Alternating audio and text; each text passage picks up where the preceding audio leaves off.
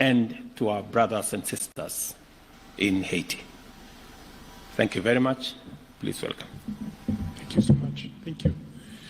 Thank you, Mr. President. Let me first start by thanking you for hosting us. It feels so nice to be back in Nairobi, a city that I consider almost a second home, having been here so many times before.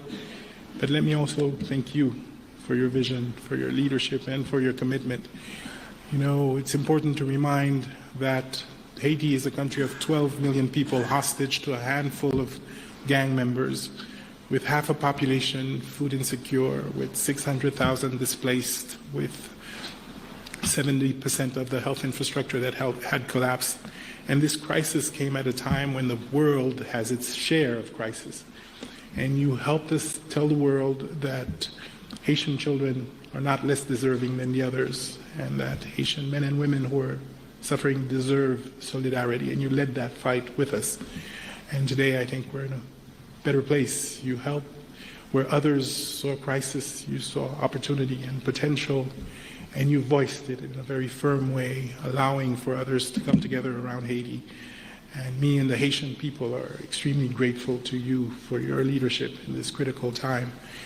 I also want to, of course, extend and convey the gratitude of the Haitian people to the Kenyan people for their commitment, engagement, and sacrifice. Today, you share with us not because you have extreme abundance, but because Kenyan people have made the determination that Haiti deserves their help and support, and they've stepped up in a very significant way.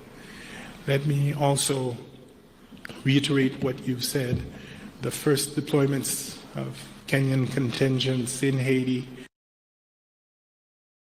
have been extremely helpful, useful, professional, committed. They've engaged almost immediately, side by side with the police force. They've provided us with the wealth of experience that they have, and they continue to engage with us in a significant manner. Early on in this process, you will recall that their doubters had thought that language would be a barrier.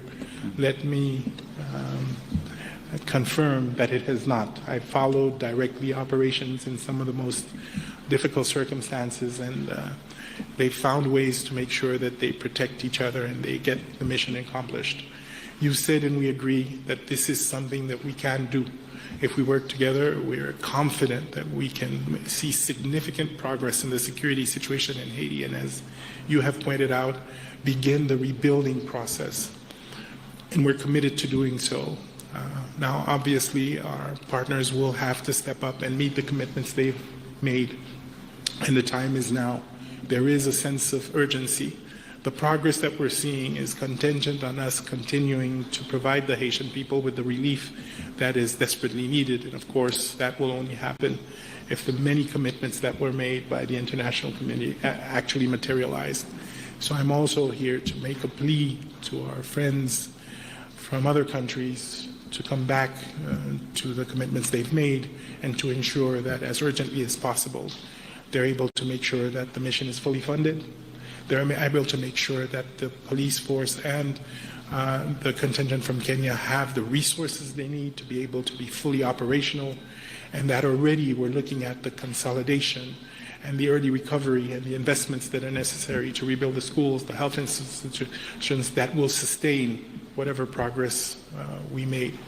I can quote here the commander of the Kenyan troops in Haiti, with which I have regular meetings, when he tells me, Prime Minister, this is winnable.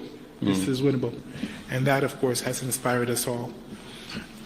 In the next few days and weeks, we will continue to build on this progress. We've established an electoral council that will be installed.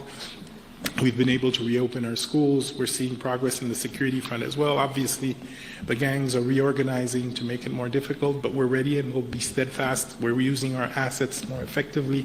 We're looking at new relationships with others who may be willing to engage.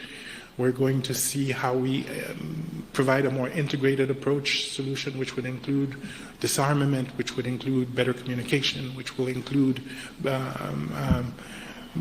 all the integrated and well thought through interventions that are usually required to address these kinds of security situations. But obviously, an effective repressive force will continue to be an essential component of that. And let me tell you that just last week we had this incredible violent event led by a gang in the northern part of Port-au-Prince. And quickly, the police and the contingent were able to deploy by road within really virtually hours to make sure that the city in question was quickly protected and that we would have the appropriate level of response to make sure that we address the situation. So this is to say that the Haitian people now have hope in what can be achieved. It is, of course, a cautious optimism. They will expect us to do more, and they deserve more. They've suffered now for months. Hundreds of thousands still cannot go home. The infrastructure needs to be rebuilt very quickly, but they trust that the government and its partners are doing the right things. And of course, with the presence of the force, they can start to see a light at the end of the tunnel. And that, I think, we need to build on as quickly as possible. So again, thank you, Excellency, and please do convey through you our gratitude to the Kenyan people for that act of solidarity. And I can tell you that it will not be lost.